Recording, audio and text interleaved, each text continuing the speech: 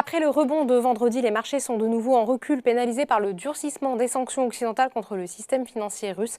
Le CAC 40 termine la séance sur une baisse de 1,39% vers les 6658 points. À noter néanmoins que l'indice a bien réduit ses pertes au fil de la séance à la faveur de l'annonce d'un entretien entre Emmanuel Macron et Vladimir Poutine, signe que le dialogue diplomatique n'est pas rompu. Du côté des valeurs, c'est une nouvelle fois le secteur bancaire qui est le plus chahuté après la décision de l'exclusion de la majeure partie des banques russes du système international SWIFT, ce qui affecte les établissements présents en Russie, à l'instar de Société Générale qui recule de 10%.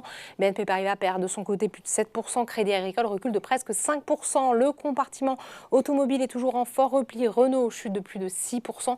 Pour rappel, la Russie représente environ 8% du bénéfice opérationnel du groupe français, qui est actionnaire majoritaire du constructeur russe Avtovaz. Un paradoxe aussi actuellement pour Total Energy, qui ne bénéficie pas du baril de Brent qui s'échange à 100 $.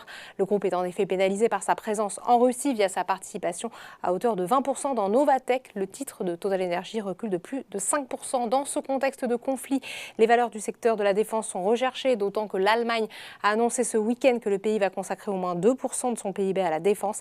Résultat, Thales avance par exemple de plus de 11%. La crise ukrainienne qui augmente les incertitudes énergétiques en Europe profite aux valeurs du secteur des renouvelables. Ainsi, McPhy Energy et Neoen bondissent sur le SBF 120. À la hausse aussi, Téléperformance plus 1,4% après la publication de résultats annuels records. Enfin, on termine par les marchés américains.